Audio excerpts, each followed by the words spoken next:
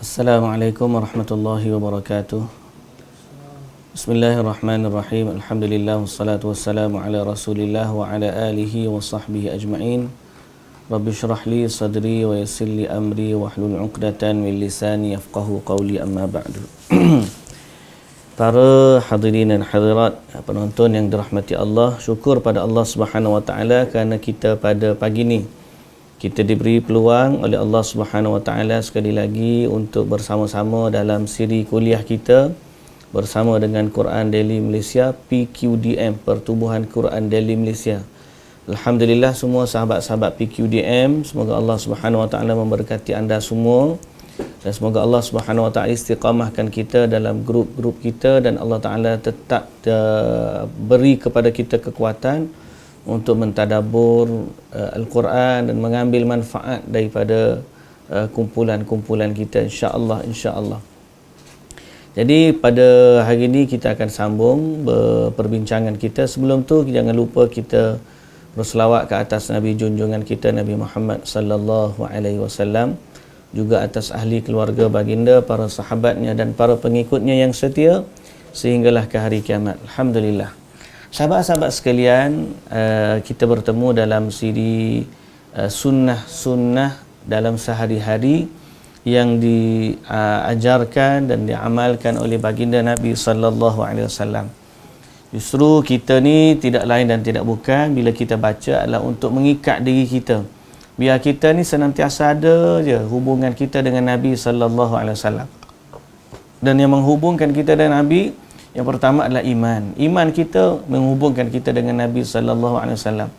Bila kita mengucap syahadah la ilaha illallah Muhammadur Rasulullah, maka itu adalah ikatan kita bahawa Nabi adalah Nabi ataupun Nabi adalah utusan Allah kepada kita, dan Nabi adalah jalan yang kita akan ikut dan kita akan contohi dalam rangka menuju kepada Allah Subhanahu wa taala. So dia adalah dua hala punya punya keimanan dan dua hala punya perkara yang kita lakukan. Pertama, Allah utuskan Rasul untuk kita, dan yang kedua, dalam kita mendekatkan diri kepada Allah adalah melalui jalan Rasul. So bila kita tahu perkara tersebut, tidak lain dan tidak bukan kita buat dalam hidup ni apa yang Nabi ajar. Itu je. Apa yang Nabi ajar itulah yang kita nak buat, dan apa yang Nabi ajar itulah yang kita nak mengharapkan padanya pahala, dan kita tidak menokok nambah dalam amalan kecuali apa yang Nabi kita sallallahu alaihi wasallam ajar. Kerana Allah Azza wa Jalla Tuhan yang Maha Agung, tapi dalam masa sama Tuhan Allah Taala telah menetapkan apa yang Dia suka dan apa yang Dia tak suka. Apa yang Dia fardukan dan apa yang Dia haramkan. Apa yang Dia nak kita buat dan apa yang tak nak kita buat. Dan semua kita tahu melalui junjungan Nabi kita sallallahu alaihi wasallam. Baik, insya-Allah hari ini kita akan bagi dua kita punya perbincangan. Pertama dengan kitab kita ni, dan yang kedua kita nak bincangkan bahawa hari ini adalah hari terakhir bulan Zulqa'dah, dan besok kita akan masuk bulan Zulhijjah. Dan bulan Zulhijjah adalah bulan yang sangat istimewa di antara 3 atau 4 bulan yang haram. Dan hari-hari awal Zulhijjah adalah hari-hari yang sangat istimewa dan teragung berbanding seluruh hari-hari dalam setahun. Jadi, insya-Allah pada hari ini kita akan cuba bincangkan dua perkara ini. Pertama, buku yang bersama dengan kita, dan yang kedua adalah kelebihan 10 awal Zulhijjah. Jadi stay bersama kita sampai ke akhir siaran. InsyaAllah kita akan sama-sama bincang dua perkara ini pada hari ini. Okey? Sudah sedia muslimin dan muslimat yang dirahmati Allah Subhanahu wa taala? Jom. Dalam perbincangan kita pada buku sunnah-sunnah harian, kita bincang sekarang ni pada sunnah yang berkait dengan waktu. Waktu yang pertama kita bincang ialah waktu sebelum subuh. Kita dah bincang bangun tidur macam mana, kita bincang salat malam macam mana, salat witir macam mana. Sampailah sekarang ni bila dah sampai masuk waktu fajar. Bila masuk waktu fajar, apa sunnah yang kita boleh lakukan? Dan apa ya ajaran Nabi sallallahu alaihi wasallam kepada kita untuk kita ikuti dan contohi baginda Nabi sallallahu alaihi wasallam. Baik. Waktu fajar. Okey. Ada beberapa amalan yang termasuk ajaran Nabi sallallahu alaihi wasallam bila masuk waktu fajar. Okey. Bila masuk waktu fajar, apa dia yang ada? Yang pertama pastinya orang azan. Bila masuk waktu subuh akan dengarlah azan. Allahu akbar, Allahu akbar. Allahu akbar, Allahu akbar. Azan. So azan, muazzin tu dah dapat dah, dia menghidupkan syiar ni. Muazzin pahala dia besar tau. Muazzin dia mengelaungkan azan, panggil orang salat, dia dapat pahala. Orang datang salat pun dia dapat pahala. Orang jawab azan pun dia dapat pahala. Dia kerana dia menghidupkan syiar Allah Subhanahu wa taala. Jadi tahniah dan semoga Allah berkati semua muazzin kita dan semoga Allah Subhanahu wa taala memberikan ganjaran yang setimpal kepada para muazzin kita yang mengingatkan kita dan mengajak kita untuk salat berjamaah di masjid. Kita, apa pula peranan kita sebagai seorang Muslim yang mana kita dengar azan tersebut, apa benda sunnah yang kita boleh buat? Inilah yang kita katakan. Ada beberapa sunnah yang kita boleh buat. Yang pertama, mengikuti muazzin. Disunnahkan untuk orang yang mendengar azan mengucapkan seperti yang diucapkan muazzin. Maknanya, muazzin kata Allahu akbar, Allahu akbar. Kita pun yang dengar Allahu akbar, Allahu akbar. Allahu akbar, Allahu akbar. Kita pun jawab Allahu akbar, Allahu akbar. Itu yang kita biasa buat kan? Nah, ini sunnah Nabi suruh. Nabi kata idza sami'tumun nida faqulu mithla ma yaqulul muazzin. Bila kamu mendengar seruan azan, maka kamu jawablah dia seperti mana kamu dengar. So bila dia kata macam tu, kita kata macam tu. Bila kita kata macam ni, kita kata macam ni. Okey? Kecuali hayya 'alas salah. Lalu dia mengucapkan bila dia dengar hayya 'alas salah dan hayya 'alal falah, dia ucap apa? La haula wa la quwwata illa billah. Okey. Kalau kita perhatikan makna kenapa yang ni lain kenapa yang ni lain tak sama dengan yang lain? Ada makna dia yang kita kena fahami. Baik, kita bincangkan nanti. Hal ini sebagaimana hadis Abdullah bin Umar bin Al-As radhiyallahu anhu, dia mendengar Nabi sallallahu alaihi wasallam bersabda, jika kalian mendengar orang yang azan, maka ucapkanlah seperti yang diucapkannya. Sama. Dia kata Allahu Akbar, Allahu Akbar. Asyhadu an la ilaha illallah, asyhadu an la ilaha illallah. Asyhadu anna Muhammadar Rasulullah, asyhadu anna Muhammadar Rasulullah. Okey? Allahu Akbar, Allahu Akbar bawah, Allahu Akbar. La ilaha illallah, la ilaha illallah. Kecuali dua, hayya 'alas salah dengan hayya 'alal falah. Kenapa? Kerana Nabi yang sebut. Begitu juga hadis Umar ibn al-Khattab radhiyallahu anhu. Rasulullah sallallahu alaihi wasallam bersabda, jika muazzin berkata Allahu Akbar, Allahu Akbar, kemudian seorang di antaramu berkata Allahu Akbar, Allahu Akbar, dia berkata asyhadu an la ilaha illallah, orang tu berkata asyhadu an la ilaha illallah, muazzin kata wa asyhadu anna Muhammadar Rasulullah, maka kita berkata asyhadu anna Muhammadar Rasulullah. Bila muazzin kata hayya 'alas salah, maka Nabi ajar kepada kita untuk kata la haula wa la quwwata illa billah. Bila dia kata hayya 'alal falah, kita pun kata la haula wa la quwwata illa billah. Jadi Allahu Akbar, Allahu Akbar. Bila kata Allahu Akbar, Allahu Akbar, la ilaha illallah, la ilaha illallah. Baik. Maka dari hatinya ia akan masuk syurga. Siapa yang kata gitu, kelebihan dia akan masuk syurga. Okey, sebab. Kita nak sekarang ni bincang. Pertama, sunatnya macam tu. Sunat dia macam tu. Kecuali kalau orang tanya, kenapa kita kena jawab lain? Kalau dia tak tahu kenapa pun, dia buat seperti mana yang Nabi suruh dia buat, it's okay. Dia dapat pahala dah. Kerana dia mentaati Nabi sallallahu alaihi wasallam. Kalau kata, kenapa kata la haula wala quwwata illa billah pada hayya 'alas salah?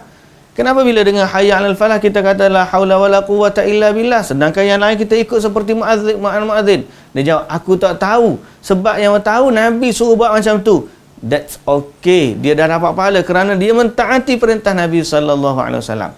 Tetapi di sebaliknya, kalau dia memahami kenapa ada perbezaan itu lebih baik kerana dia lebih faham tentang agama dia. Ibnul Qayyim rahimahullah berkata, dan ini hikmah yang sesuai dengan keadaan muazzin dan yang mendengarnya. Dia kata layaklah, sesuai ni makna layaklah, padanlah. Hak muazzin panggil orang salat dan juga orang mendengar menjawab, jangan jawapan la haula wala quwwata illa billah. Sesungguhnya kalimat-kalimat azan saat dikumandangkan dan disunnahkan untuk mendengarnya dan mengucapkan kalimah-kalimah tersebut. Dan kalimah hayy alah merupakan ajakan untuk melaksanakan salat bagi yang mendengarnya. Maka disunnahkan untuk yang mendengarnya memohon pertolongan supaya dapat memenuhi panggilan ini dengan kalimat la haula wala quwwata illa billah. Faham tak? Okey. Maksud dia macam ni. Bila muazzin kata hayya 'alas salah, maksud dia ayolah datang solat. Kalau bahasa kita lah, tapi jangan tak macam tu kan. Makna dia. Lepas tu, ayolah menuju kejayaan. Hayya 'alas salah, hayya 'alal falah. Ayo tu jom. Dalam bahasa kita, hayya ni jom, jemput. Ayolah, jom datang. Jadi layaklah muazzin sebab dia duduk di masjid, dia nak panggil orang datang masjid. Dia nak panggil orang datang masjid, dia kata hayya 'alas salah. Artinya, wahai orang-orang kampung, datanglah solat. Bahasa mudahlah tu. Wahai orang-orang kampung, datanglah menuju kejayaan. Itu hayya 'ala, itu maknanya datang. Hayya 'ala. So bila orang tu mendengar, dia dengar dekat rumah. Orang ni datang jemput. Dia kat rumah jawab macam mana? La haula wala quwwata illa billah. Semoga Allah Ta'ala bantu dia. Tidak ada daya dan kekuatan melainkan dengan izin Allah. Mana Allah bantu dia untuk pergi ke masjid. Itulah layak dia. Takkanlah bila muazzin kata datanglah ke masjid untuk solat, orang kat rumah pun jawab datanglah juga ke rumah untuk solat. Kata kena tu. Orang masjid, muazzin panggil ke masjid untuk pergi solat. Dia jawab di rumah, datanglah solat kat rumah dia. Kan tak kena. Jadi, Ibnul Qayyim dalam bab ni dia kata apa? Layak untuk muazzin panggil orang datang masjid dan layak juga untuk orang yang mendengar minta bantuan dari Allah supaya dia dapat datang ke masjid. Anda dapat sesuatu tak? Faham? Alhamdulillah. Jom kita pergi lagi. Dan ketika taswib ni satu lagi. Bab subuh ni dia ada tambahan. Lepas ayat 'alal falah tu, dia ada satu lagi apa? As-salatu khairum minan naum. Maksud dia apa? Salat itu lebih baik daripada tidur. Itu maksud dia. Salat lebih baik daripada tidur. So nak jawab apa? Kalau mengikut panduan Syekh kita ni, dia kata apa? Yang mendengar azan juga mengucapkan seperti ucapan muazzin as-salatu khairum minan naum. Kerana asal Nabi kata jawablah seperti mana kamu dengar muazzin. Itu yang asal. Kecuali yang Nabi kecualikan hayya 'alas salah dengan hayya 'alal falah. Jadi bila macam tu kita kembali kepada asal. Bila kita dengar hayya as-salatu khairum minan naum, asalnya Nabi kata Nabi ajar salat lebih baik daripada tidur. Jadi kita pun jawab macam tu lah. Syekh Muhammad bin Ibrahim rahimahullah berkata, sabda baginda, maka ucapkanlah seperti yang diucapkannya, menunjukkan bahawa ia pun mengucapkan as-salatu khairum minan naum. Jadi kalau Nabi kata macam tu, kita pun ikut je muazzin sampai as-salatu khairum minan naum, kita berjawab as-salatu khairum minan naum. Ibnu Hajar rahimahullah berkata, dari Abu Juraij, ia berkata, aku diberitahu bahawa orang-orang diam untuk mendengarkan muazzin seperti diamnya mereka mendengarkan bacaan imam. Selain daripada tu, jangan duduk sembang je lah. Okay? Diam untuk kita jawab azan. Baik. Muslimin dan muslimat yang dirahmati Allah, itu azan yang sunat dengan azan. Ada tak zikir ketika azan? Waktu dengan azan tu zikir. Zikir tengah-tengah azan. Jawapannya ada. Iaitulah mengucapkan zikir berikut setelah 2 kalimat syahadah. Maknanya apa? Asyhadu an la ilaha illallah, asyhadu an la ilaha illallah, asyhadu anna Muhammadar Rasulullah, asyhadu anna Muhammadar Rasulullah. Selepas tu maka disunnahkan untuk mengucapkan kalimah yang datang dari hadis Sa'ad bahawa Rasulullah sallallahu alaihi wasallam bersabda, barang siapa yang mengucapkan asyhadu an la ilaha illallah wahdahu la syarikalah wa anna Muhammadan abduhu wa rasuluh, raditu billahi rabba wa bi Muhammadir rasula wa bil islami dina. Bila dia kata macam tu, ketika dia mendengar azan, dia baca pula doa, maka akan diampuni juga dosa-dosanya. Okey, akan diampuni juga dosa-dosanya. Baik. Itu zikir tengah-tengah azan. Payah juga. Memang payah. Kadang-kadang kita pun lupa jawab sembah. Sampai hayya 'alas solah dah. Dia sebenarnya zikir ni selepas asyhadu anna Muhammadar Rasulullah yang kedua, kita pun diam sekejap, kita terus baca zikir ni. Asyhadu an la ilaha illallah, asyhadu anna Muhammadan la syarikalah wa asyhadu anna Muhammadan abduhu wa rasuluh, raditu billahi rabba wa bi Muhammadin rasula wa bil islami dina. Okey, dapat. Kita yang seterusnya, sunnah yang seterusnya ialah bersalawat ke atas Nabi setelah azan. Bila kita dengar azan, lepas kita dah jawab azan, Allahu akbar, Allahu akbar, Allahu akbar, Allahu akbar, la ilaha illallah, la ilaha illallah. Habis itu kita kena apa? Ada sunat juga berselawat kepada Nabi. Hal ini sebagaimana hadis Abdullah bin Amr radhiyallahu anhu, Rasulullah sallallahu alaihi wasallam bersabda, jika kalian mendengar muazzin, maka ucapkanlah seperti yang diucapkannya. Kemudian berselawatlah kepadaku, kerana sesungguhnya orang yang berselawat kepadaku satu kali, maka Allah akan berselawat untuknya 10 kali. Kemudian mintalah kepada Allah wasilah untukku. Ia adalah kedudukan di syurga yang hanya untuk satu orang hamba dari hamba-hamba Allah, dan aku berharap akulah hamba Allah tersebut. Barang siapa yang meminta kepadaku wasilah, maka dia akan mendapat syafaatku. Jadi dalam hadis ini Nabi sallallahu alaihi wasallam menganjurkan kepada kita untuk berselawat ke atas Nabi setelah azan. Hak 10 apa tu? Berselawat ke atas Nabi selepas azan. Kalau dia jawab sekali, Allah Taala akan selawat kepadanya 10 kali. Baik. Jadi flow dia Allahu akbar, Allahu akbar. Kita baca Allahu akbar, Allahu akbar. Allahu akbar, Allahu akbar. Kita berjawab Allahu akbar, Allahu akbar. Asyhadu an la ilaha illallah. Asyhadu an la ilaha illallah. Tak perlu berlagu sama dengan muazzin. Muazzin dia ada lagu, kita tak ada lagu, bacalah. Tak ada masalah. Dan selawat yang paling baik, asyhadu Allahu akbar, Allahu akbar, Allahu akbar, Allahu akbar, la ilaha illallah. Bila habis tu, maka disunatkan bagi dia selawat Allahumma salli ala Muhammad wa ala ali Muhammad. Dan sebaik-baik selawat ialah selawat Ibrahimiyah, tambah lagi kama sallaita ala Ibrahim wa ala ali Ibrahim innaka Hamidum Majid. Kemudian minta lagi barik ala Muhammad wa ala ali Muhammad kama sallaita ala Ibrahim wa ala ali Ibrahim innaka Hamidum Majid. Tapi kalau dia dah selawat Allahumma salli ala Muhammad wa ala ali Muhammad tu kama sallaita ala Ibrahim wa ala Ibrahim, tu sudah dikira macam selawat lah. Di mana hal ini berdasarkan hadis Jarir radhiyallahu anhu.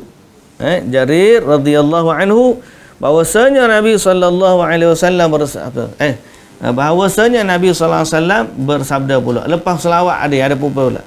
Lepas selawat pula ada doa. Zikir tu zikirlah. Zikir lepas habis azan adanya doa. Apa doa selepas azan? Doa selepas azan Hal ini berdasarkan hadis Jarir radhiyallahu anhu bahawa Rasulullah sallallahu alaihi wasallam bersabda, barang siapa yang ketika mendengar azan, barang siapa yang ketika mendengar azan, apa jatuh? Barang siapa yang ketika mendengar azan mengucapkan Allahumma rabb hadhihi ad-da'wati tammah was-salatil qa'imah ati Muhammadanil wasilata wal fadilah wab'athhu maqaman mahmudanil ladzi wa'adtah halat lahu syafa'ati yaumal qiyamah. Maksud dia, kalau orang tanya, kenapa masa tu tak ada ni, innaka la tukhliful mi'ad. Kenapa kita dengar baca ada, kenapa ustaz baca tak ada? Jawapan dia, dalam hadis tu tak ada lah tu. Kita baca yang betul-betul daripada Nabi yang disebut ni. Ada nota kaki dia, nombor 1 riwayat Imam Bukhari lagi. Riwayat Imam Bukhari lagi menunjukkan bahawa itulah doa lafaz yang ada. Sebab tu kalau kita nak tahu yang original ni, muslimin dan muslimat yang dirahmati Allah, nak tahu yang original ni, kita kena kembali kepada lafaz hadis Nabi ajar tu macam mana. Bukan sekadar kita aku rasa lah macam ni kok, macam ni, tak boleh lah macam tu. Baik, semua tahu tentang doa ni. Yang tahu tentang wasilah berapa orang? Okey, wasilah ni apa? Arti wasilah dijelaskan oleh Nabi sallallahu alaihi wasallam sebagaimana dalam hadis Abdullah bin Amr radhiyallahu anhu yang lalu. Kemudian mintalah kepada Allah wasilah untukku, kata Nabi. Ia adalah kedudukan di syurga hanya untuk seorang hamba dari hamba-hamba Allah, dan aku berharap akulah hamba Allah yang tersebut. Lalu barang siapa yang meminta kepadaku wasilah, ia akan mendapat syafaatku. Arti fadilah adalah kedudukan yang tinggi yang tidak ada tandingannya. Jadi Allah Ta'ala ada sedia satu je tempat untuk orang ni. Jadi Nabi harap dialah yang akan duduk di situ. Tapi untuk perkara tersebut, umat dia ni kena banyak-banyak tolong Nabi dengan mendoakan baginda setelah setiap kali azan. Guru kami, kata dia, Syekh Ibn Uthaymin rahimahullah berkata, ad-da'watu tammah adalah azan kerana ia adalah seruan disifati dengan at-tammah, yakni sempurna, kerana seruan itu mengandungi pengagungan terhadap Allah dan tauhid, syahadah terhadap risalah kerasulan dan seruan kepada kebaikan. Maka risalah kerasulan serta keseruan kepada kebaikan disebut sebagai al-maqamum mahmud, mencakupi seluruh keadaan pada hari kiamat. Sesungguhnya khususnya adalah syafaat uzma, yakni syafaat yang terbesar. Itu adalah dia doa juga setelah azan. Doa habis azan itu doa dia. Yang keenam ni apa dia? Muslimin dan muslimat berdoa selepas azan. Yang dimaksudkan bukan doa azan tu tak. Yang dimaksudkan apa jua doa yang kita ada, kita boleh sampaikan kepada Allah antara dua azan.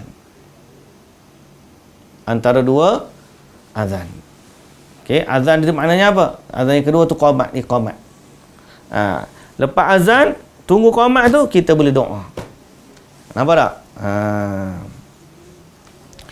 Baik, jadi doa selepas azan ni apa saja yang kita nak bolehlah, sambil-sambil kita tunggu nak solat tu kan, kita doalah apa yang kita nak kepada Allah, apa jua. Itu sunnah doa setelah azan. Kalau tahu buat kan, kalau tak tahu duduk sembang je lah, macam mana. Jadi hadis antara dua azan ni bukan sekadar subuh saja. Zuhur pun boleh amal, maghrib pun boleh amal, isyak pun boleh amal. Baik, jadi doa selepas azan. Faedah. Faedah dia apa faedah? Faedah dia, apabila keluar masjid setelah azan, hukumnya perbuatan dilarang, haram. Hal ini ditunjukkan oleh hadis yang diriwayatkan oleh Muslim dari Abu Asy'ari Abu Ash'ath dia berkata, kami sedang duduk di masjid bersama Abu Hurairah radhiyallahu anhu, lalu seorang muadzin mengumandangkan azan. Kemudian ada seorang lelaki bangkit keluar daripada masjid. Dia duduk dalam masjid dah. Dia dengar azan, dia keluar daripada masjid. Abu Hurairah radhiyallahu anhu memerhatikan dia dengan pandangan sehingga laki-laki itu keluar daripada masjid. Dia pun tengok orang ternampak, dia tengok lari-lari cepat dia lari daripada masjid. Abu Hurairah radhiyallahu anhu lepas daripada tu dia kata apa? Adapun orang ini sesungguhnya dia telah menderhakai Abul Qasim. Orang ini telah menderhakai Rasulullah sallallahu alaihi wasallam. Baik. Jadi muslimin dan muslimat yang dirahmati Allah, ni sunnah yang kadang-kadang orang terlupa. Apa dia terlupa? Terlupa dia nak datang awal, nak datang masa azan. Kadang-kadang kita datang masa iqamat, itulah dia. Kita datang waktu ujung-ujung iqamat dah, nak qamat dah. Baik. Padahal dia boleh duduk di awal. Poin kita yang sebut tadi, bila dia datang awal, lepas tu dia dengar azan, boleh ke tidak lepas dengar azan dia keluar masjid? Sama ada keluar tu nak pergi mana? Nak pergi lain ke, nak pergi makan ke, ataupun nak pergi solat tempat lain. Jadi sayugianya antara sunat yang kita kena tahu bahawa kita disunatkan untuk solat pada tempat yang kita dengar azan. Sebab kita dah jawab hayya 'alas salah, dia panggil kita. Jadi seruan tu sampai kat kita. Lalu kita kata la haula wala quwwata illa billah. So kita memenuhi jemputan panggilan yang dia panggil kita untuk solat. Itu sunnah, kita solat di tempat yang kita dengar azan. Sebab kita dah dengar muazzin dah panggil kita, kita solat dah tempat tu. Baik. Sunnah fajar, itu bab sunnah ni. Sunnah fajar ada padanya beberapa sunnah. Sunnah rawatib. Sunnah rawatib tu sendiri ada beberapa sunnah yang terkait dengan dia, yang dibahaskan secara panjang lebar dan dibahaskan secara tuntas lah setelah daripada ni. Tapi yang ni saya ingat ada perbahasan sikit ya, tentang solat ini berapa rakaat dan sebagainya. Tapi kita bolehlah amalkan, walaupun kita kata paling minimal 2 rakaat lah. Itu yang asalnya solat pada solat malam ni. Lepas pada tu paling minimal kita solat, lepas tu kita tunggu waktu untuk solat subuh. Adapun dalam tunggu itulah kita doa yang kita maksudkan tadi. So muslimin dan muslimat yang dirahmati Allah,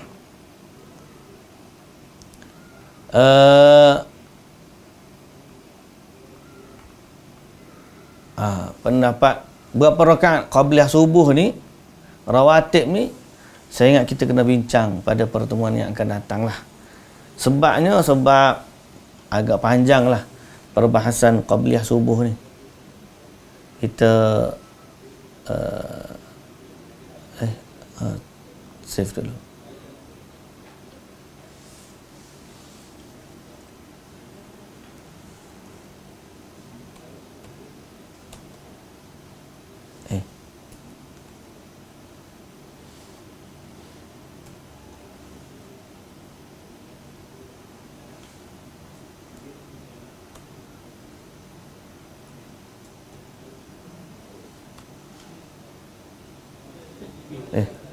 PP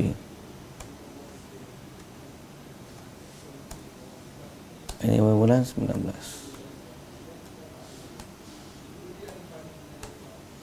Okey,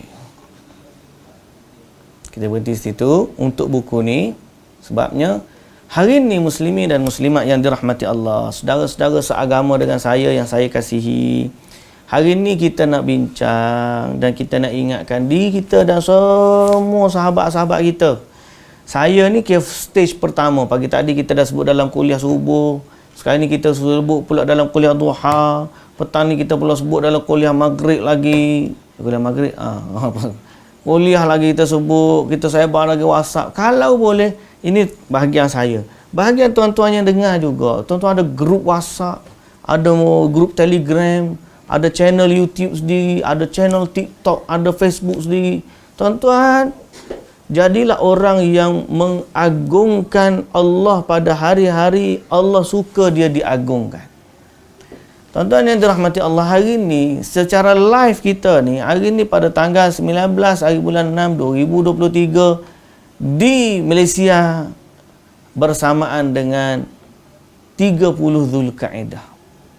Arab Saudi dah isytihar semalam raya dia ataupun dia hari ni dah jatuh 1 Zulhijjah. Dia nampak nak bulan semalam. Kita tak nampak. So kita bila tak nampak, kita pergi kepada 30 Zulkaidah tadi. 30 Zulkaidah. Maka hari ni adalah hari 30 Zulkaidah. Besok akan masuk 1 Zulhijjah. Bila masuk 1 Zulhijjah, ini adalah hari yang sangat agung di sisi Allah Subhanahu Wa Taala. Dengan kerana agungnya dia, Allah malah bersumpah dengannya.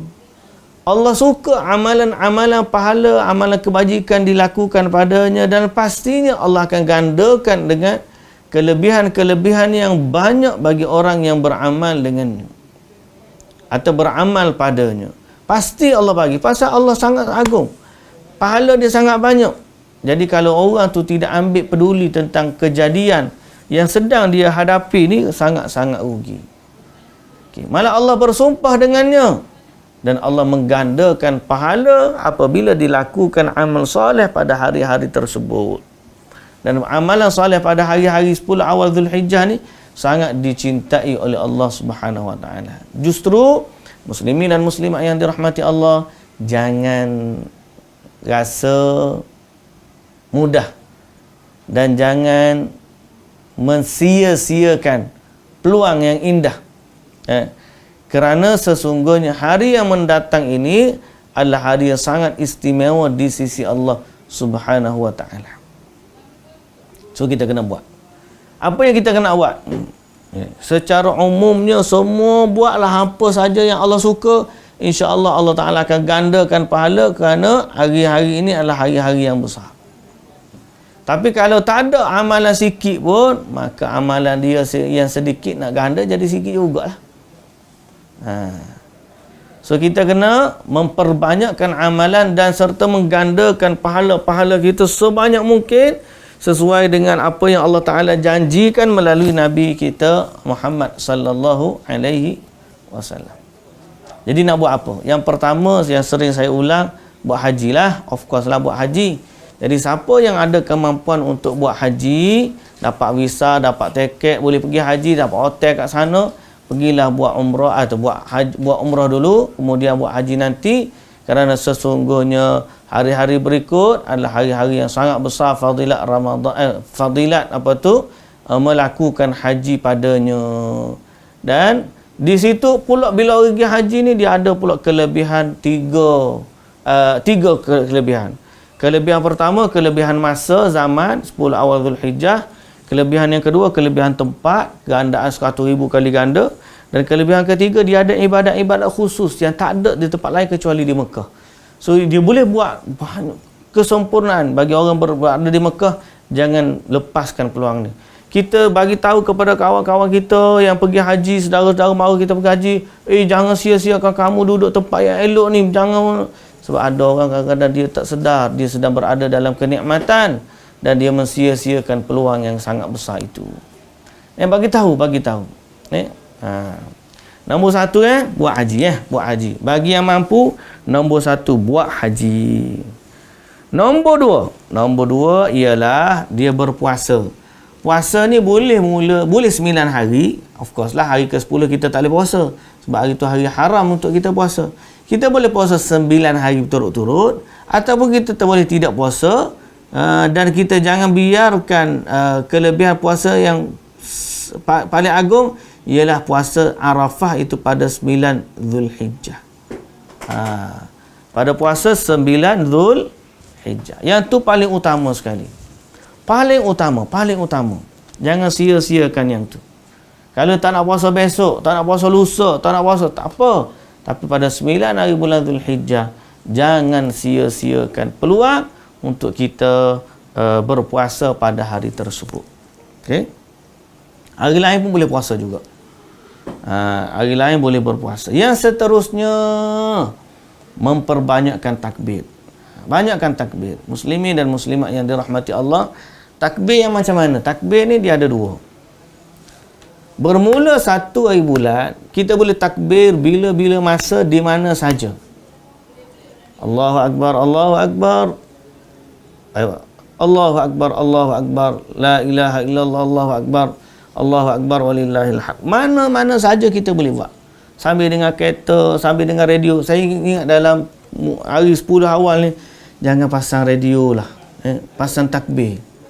Kalau ada MP3 tu, kat telefon boleh, takbir raya kita tulis. Ataupun takbir Idul Adha. Ada takbir di Masjidil Haram. Pasang je takbir. Sepanjang hari, sepanjang bila-bila, dalam masa 8 hari, 10 hari ni, teruskan bertakbir sebanyak-banyaknya. Itu takbir umum. Bila masuk je 1 sampai 8, masuk je 9 Zulhijjah, itu hari Arafah, dia boleh mula boleh mula bertakbir muqayyad, dia panggil. Takbir muqayyad ni takbir yang diikat pada waktu solat. Lepas maghrib, Assalamualaikum warahmatullahi, Assalamualaikum warahmatullahi. Pusing belakang, Allahu Akbar, Allahu Akbar, Allahu Akbar. Dia boleh daripada hari 9 lagi. Hari ke-10 pun boleh. Hari ke-11 lagi, diikat takbir itu dengan waktu solat. Diikat waktu itu dengan diikat takbir itu dengan waktu solat.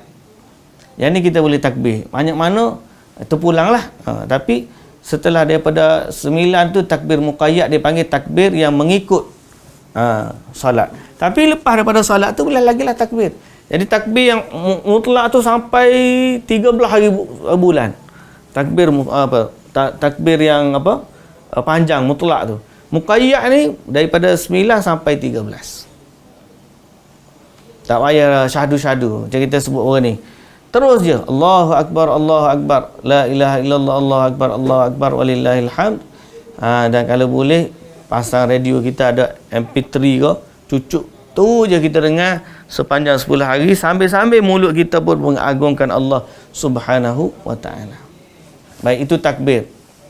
Nombor 1 apa? Haji. Nombor 2 puasa. Nombor 3 takbir. Nombor 4 ialah berkorban. Korban ni muslimin dan muslimat yang dirahmati Allah, besarlah pahala dia. Kerana kita mengorbankan binatang kepada Allah. Paling utama kita boleh korban unta.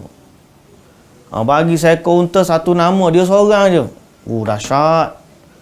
Nombor 2, lembu. Lembu pun seekor dia, seorang dia je, seekor. Alhamdulillah, dia dapat ada rezeki lebih, dia pun mengorbankan seekor lembu. Kemudian ada seorang lagi, dia pergi korban, bawah dia 1 ekor kambing. 1 ekor kambing kerana dia lebih bernilai berbanding 1/7 kembu, kerana padanya ada 1 nyawa khas. Lepas daripada 1 ekor kambing, barulah 1 bahagian daripada 7 bahagian unta, dan kemudian barulah 1 bahagian daripada 7 bahagian lembu. 1 bahagian daripada 7 bahagian lembu. Jadi ini ranking dia. Kita kalau boleh carilah yang utama ni. Cari yang utama ni. Boleh sangat, boleh sangat. Muslimin dan muslimat yang dirahmati Allah. Dan sunat dia bagi orang yang nak berkorban pada 10 ataupun pada hari raya haji, disunatkan bagi dia kalau ikut mazhab Syafi'i untuk tidak potong kuku, potong rambut, potong cukur bulu. Semua tu masuk 1 Zulhijjah kena tahan. Tak boleh potong kuku. Sebab tu kalau hari ni, siapa-siapa yang ada niat, hari ni terus potong. Potong terus. Bila berakhir? Bermula dia masuk 1 Zulhijjah, berakhir bila haiwan yang dia nak korbankan tu disembelih. Kalau raya kedua, raya ketiga. Dia sunat untuk kita jaga, jangan potong sehinggalah binatang yang kita korbankan itu disembelih. So kalau orang tu kat rumah hari ni dah hari last day. Nak kat kuku, kau nak potong bulu, kau nak cukur nak potong misai, kau nak cukur bulu-bulu yang bulu ketiak kau, bulu kemaluan kau. Hari ni last day dah ni. Kita buat. Kalau dia buat potong juga macam mana Ustaz? Kali ke mazhab Syafi'i sunat ya. Tak adalah dosa. Tak mau rugi, dia tak dapat pahala. Tapi kalau dalam mazhab Hambali wajib dia. Wajib. Bagi siapa yang tidak melaksanakannya berdosa lah kalau wajib ni. Sebab tu kita kata kalau kita ambil jalan tengah sunat muakkad, kita kata kita pandangan Syafi'i itu sunat tapi sekali-kali kita tidak akan tinggalkan. Okey, yang seterusnya yang ni di luar daripada pengkhususan. Sebenarnya yang ni kita dah buat senantiasa dah bulan-bulan lain, cuma kita tak teringat dan diberi penegasan khusus apabila sampai ke dalam bulan 10 Zulhijjah ni, iaitulah bersolat berjamaah di masjid. Solat berjamaah di masjid. Saya ingat muslimin dan muslimat yang dirahmati Allah kena ambil ingatan ni, terutamanya pada para lelaki. Solat kita ni orang lelaki dalam bulan biasa pun memang kita solat di masjid dah. Okey. Dalam bulan biasa pun memang kita solat di masjid. Jadi bagi orang yang tak biasa solat di masjid, bila masuk je 1 Zulhijjah ni, maka dia disunatkan atau kita kata sangat-sangat tolonglah jaga solat fardu ni biar berjamaah di masjid. Tolong jaga sangat-sangat. Tolong jaga. Sebab kita bukan sekadar nak jaga hak sunat ni. Hak ni, hak wajib ni. Kalau pun tidak kerana Zulhijjah, Allah memang kita kena pergi solat berjamaah di masjid. Lalu kalau di Zulhijjah pun dah ada penegasan, apatah lagi pada 10 awal Zulhijjah. Lagilah kuat kita kena solat di masjid. Lagi kuatlah tuntutan kita untuk solat, jaga solat di awal waktu, jaga solat di masjid. Perempuan ni kalau isteri ni, kalau suami tak pergi, dia pun ajak abang pergilah ke masjid. Abang solat di masjid lah, tak payah. Saya tahulah saya solat dengan anak-anak. Abang pergilah ke masjid. Sebab saya nak tumpang abang di syurga nanti. Saya bukan nak berjamaah dengan abang di dunia ni je. Saya nak berjamaah dengan abang dalam syurga bang. Jadi kalau abang tinggi kedudukan dalam syurga, saya pun bahagia. Abang pergilah solat ke masjid. Itu baru betul isteri yang solehah. Kita puasa sama-sama, kita solat. Kalau sunat boleh sama-sama. Kalau yang wajib, abang dia tu ke kanda tu pergi hantar dia. Pergi minta dia abang solat ke masjid, bawa anak-anak lelaki ni abang pergi solat masjid. Terutamanya anak-anak lelaki ni kena ajak. Kena ajak. Ini sebahagian daripada dakwah kita. Dakwah pun dapat pahala juga. Okey. So kita dah sebut apa tadi? Kita sebut haji, kita sebut puasa, kita sebut takbir, kita sebut berkorban, udhiyah, berkorban binatang kerana Allah Subhanahu Wa Taala, dan kita sebut juga salat. Jaga salat. Ni keutamaan kita ni, 5 perkara ni. Keutamaan dia. Jaga 5 perkara ni. Dan kemudian yang seterusnya juga, hadirin dan hadirat yang dirahmati Allah Subhanahu Wa Taala sekalian, bila bab yang seterusnya tu, apa benda semua sekali dalam bab ni disunatkan untuk kita beramal.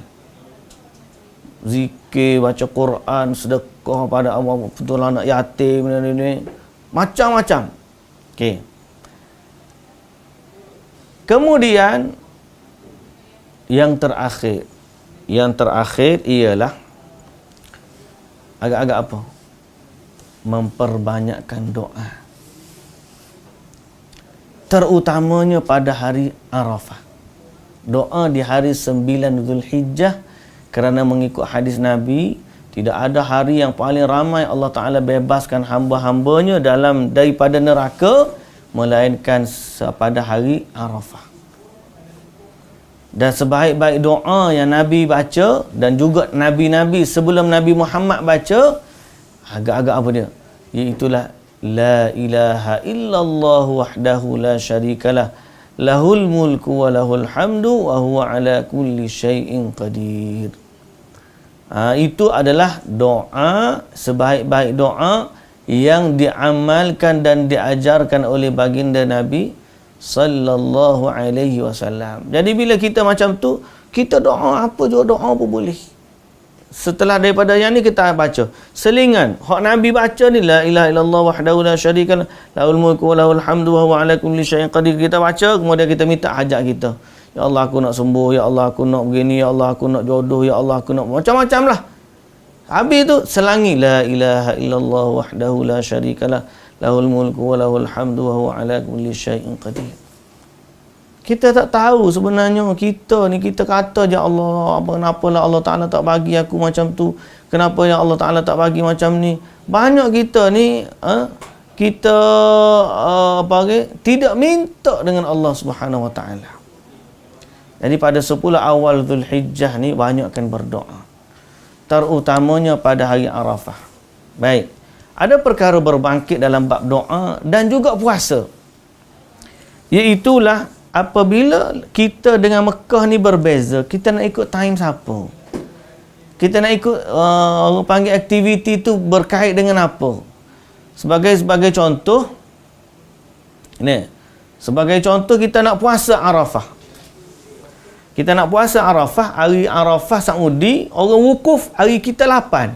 Kita 8, dia wukuf 9. Sebab dia awal daripada kita 1 hari dia puasa. Macam hari ni 30 Zulkaidah kita, dia dah 1 Zulhijjah dah. So kita nak ikut puasa ni, nak ikut hari mana? Hari Arafah duk Mekah ataupun kita? Jawapan yang disebut oleh para ulama dalam bab ni, kita berpuasa mengikut waktu kita. Kerana yang dimaksudkan oleh Nabi dalam perintah puasa itu ialah hari ke-9 Arafah. Hari ke-9 Zulhijjah. Jadi bererti kalaupun kita tak ada Arafah, kita ada 9 Zulhijjah. So kita berpuasa mengikut kiraan Zulhijjah. Kita mengikut kiraan Zulhijjah. Kita puasa mengikut hari pak kita. Jangan puasa ikut dia. Tapi kalau tuan-tuan nak puasa sehari sebelum dan puasa juga hari 9 Zulhijjah, masih lagi okey sebab dia termasuk dalam keumuman amal soleh sepanjang 10 awal Zulhijjah. Begitulah juga doa. Kita nak ikut timing doa di Saudi ke, kita nak ikut timing doa kita. Sebagai contoh, waktu asar 9 Zulhijjah ni antara waktu istimewa. Waktu nak terbenam matahari lagi mustajab doa. Jadi kalau kita nak ikut timing tempat sana Saudi ni, kita awal dulu. Jadi matahari 5 jam lebih dahulu daripada Saudi. Saudi nak buka puasa, kita mungkin isyak dah sekarang ni. Masuk maghrib, kita lepas isyak. Bukan lepas isyak, tengah malam dah kita ni. So kalau kita nak ikut timing tu, jadi agak beban. Satu. Yang kedua, kita tidak diperintahkan untuk ikut timing macam tu. Kita diperintahkan untuk mengagungkan Allah pada bulan Zulhijjah. Jadi apabila begitu, walaupun kita nak berdoa hari Arafah, tak perlu ikut timing waktu jam Arafah di sana.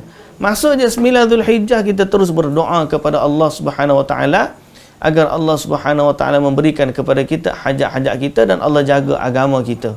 Sebab macam-macam dah sekarang ni kan. Sebab tu muslimin dan muslimat yang dirahmati Allah Subhanahu Wa Taala, berbuatlah amal soleh sebanyak yang kita mampu dan sebanyak yang kita tahu, supaya kita diterima amalan oleh Allah dan digandakan pahalanya.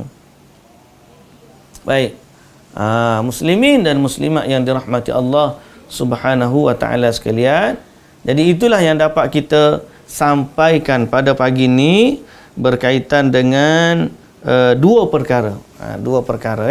Itulah sunnah di hari-hari yang biasa dan sunnah pada 10 awal Zulhijjah nanti. Beramallah sebanyak-banyaknya agar Allah Subhanahu Wa Taala memberkati kita semua. Allah mengganjari kita dengan pahala yang sangat-sangat besar. Besar tu setara mana? Besar tu setara mana? Dalam satu hadis Nabi sallallahu alaihi wasallam bersabda, ma min ayyamin al-amalu salihu fihinna ma min ayyamin al-amalu salihin al-amalu salihu fihinna ahabba ila Allah min hadzal ashar. Tidak ada hari-hari dalam setahun yang amalan salih dilakukan padanya lebih dicintai oleh Allah berbanding hari-hari lain. Sahabat tanya, walal jihadu fi sabilillah. Macam mana kiranya nak banding dengan jihad fi sabilillah? Sebab semua kita tahu jihad ni besar pahala dia. Kata Nabi SAW, walal jihadu fi sabilillah. Tak terbanding juga walaupun jihad fi sabilillah. Mana amalan soleh pada 10 awal Zulhijjah ni lebih besar daripada pahala jihad, tuan-tuan. Lebih besar daripada pahala jihad ni. Kita semayang lebih besar daripada pahala jihad. Kita berpuasa lebih besar daripada pahala jihad. Kerana Nabi yang bagi tahu begitu. Buat baik kepada jiran tetangga, santun menyantun sesama kita. Ikutlah. Walal jihadu fi, tak terbanding dengan jihad fi sabilillah. Nabi kata, illa rajulun kharaja bimalihi wa nafsihi thumma lam yarji' bidzalika min syai' atau kama qala Nabi sallallahu alaihi wasallam, kecuali kalau orang tu pergi berjihad, bawa harta, bawa nyawa, pergi berdepan dengan musuh, mati dibunuh musuh, mati syahid, harta dia pun dirampas, tak bawa apa pun balik ke rumah dia. Nabi kata, di saat seorang kecuali seorang lelaki dia keluar berjihad dengan nyawa dan hartanya, lalu dia tidak kembali kerana dia mati di medan jihad, yang tu barulah pahala dia sangat-sangat besar. Adapun kalau jihad biasa, kita dengan amal soleh seawal Zulhijjah ni, kita boleh mendapatkan seumpama dengannya kalau mengikut sabdaan dari Nabi kita Muhammad sallallahu alaihi wasallam. Jadi muslimin dan muslimat yang dirahmati Allah, pakat-pakat kita beramal, kita bersungguh-sungguh. Kempen, hantar takbir, hantar klip video, hantar macam-macam. Hari ni hari terakhir 10 awal Zulhijjah, bakar berlabuh atau bakal bertandang. Besok hari bermula maghrib hari ni maghrib malam ni dah start dah, malam 1 Zulhijjah ni kita all out, kalau boleh all out, buatlah apa yang kita mampu asalkan dia tidak menyimpang daripada ajaran Nabi kita sallallahu alaihi wasallam. Itu juga penting untuk kita nasihatkan dalam bersungguh untuk beramal. Yang paling baik ialah amalan mengikut sunnah, dan yang paling buruk adalah amalan reka-rekaan yang dinamakan sebagai bid'ah dalam agama, ataupun datang dengan kepercayaan karut-marut, yang tu kita panggil sebagai khurafat. Jadi kita semua itu kita kita kembali kepada asal bahawa kita nak beramal dengan apa yang Nabi kita Muhammad sallallahu alaihi wasallam ajar. Kita tak nak perkara yang di luar daripada kerangka agama, dan kita tak nak perkara yang ditokok tambah daripada agama, dan kita tak nak kepercayaan karut. Buat macam ni fadilat macam ni, buat mungkin macam ni fadilat macam tu. Siapa kata? Tak ada. Nabi tak kata. Orang tu kata, fulan bin fulan kata. Kita katakan kalau macam tu, tinggalkanlah orang-orang itu, kembalikan kepada sunnah. Kembalilah kepada sunnah Nabi sallallahu alaihi wasallam. Kerana baginda lah yang, hanya baginda sahaja yang boleh mengkhabarkan kepada kita tentang apa yang menjadi fadilat di sisi Allah Subhanahu wa taala. Baik, kita berhenti setakat tu. Muslimin dan muslimat yang dirahmati Allah, kita akan sambung pada pertemuan kita yang akan datang. Saya ingat mungkin minggu depan kita dah nak raya dah, minggu depan. Mungkin saya akan duduk di Kelantan dah masa tu. Sebab kita raya Khamis kan, insya-Allah. Kita raya hari Khamis. So hari Rabu, hari last di sekolah tu, ataupun hari Selasa pun memang mungkin tak sempat lah. Kita sambung nanti lepas raya nanti, insya-Allah. Jadi sama-sama kita agungkan, dan saya nak minta pada jemaah sekalian agar dalam hari-hari terbaik ni jangan dilupakan saluran-saluran infak yang ada pada kita. Boleh tolong sama-sama infakkan di PMT, Pro Media Tajdid. Ada juga untuk Ma'at Hafiz Abu Bakar di Kelantan, dan yang terbaru untuk Ma'at Hafiz Dar Al-Hikmah di Ampang. Kita memerlukan dana untuk membeli bangunan sekolah kita ini yang owner dia nak jual dengan harga 3.5 juta. So kita perlu amount sebanyak tu dalam masa yang terdekat. Siapa-siapa sahabat-sahabat yang boleh panjangkan keperluan kami ni kepada orang-orang yang berkenaan, yang ada kemampuan. Tolonglah panjangkan, sebab kita mensasarkan hujung bulan ini kita perlu membayar deposit selama 1 juta. Daripada bayaran pertama 2.5 juta tu bolehlah dibayar setelah daripada sampai ke hujung tahun tempoh dia. Jadi saya perlu kepada semua yang hadir mendengar ini untuk sama-sama kita bantu. QR code nanti kita letakkan di tempat share dia ataupun komen nanti. Saya minta admin untuk letak QR di ruang komen. Siapa-siapa boleh klik di situ ataupun infak lah, kerana kita sekolah Mak Daffy Darul Hikmah ni, kalau kita tak selamatkan dia, kemungkinan sekolah ni kena berpindah dan kita pun tak tahulah macam mana, kerana di sinilah tempat ia diasaskan. Selama 23 tahun dia sudah berada di sini, menjadi tanggungjawab pihak yang sekarang ni ada untuk menyambung legasi dan mengekalkan Ma'had Tahfiz di tengah bandar Ampang ini, di tengah-tengah berhadapan dengan Ampang Point. Ini antara strategik kita punya tempat. So kita mengharapkan bantuan daripada semua rakan-rakan di media sosial. Kita gegarkan tu, dan kita ambil sempena 10 awal Zulhijjah ini untuk menderma. Kalaupun kita tak boleh menjadi sebahagian daripada penderma, maka cukuplah untuk kita memanjangkan mesej ni sepanjang-panjangnya kepada siapa yang kita kenal. Mungkin di hujung sana ada orang yang berinfak disebabkan mesej kita, maka kita juga mendapat pahala insya-Allah. Wallahu taala alam. Subhanakallahumma wa bihamdik, asyhadu an la ilaha illa anta astaghfiruka wa atubu ilaik. Assalamualaikum warahmatullahi wabarakatuh.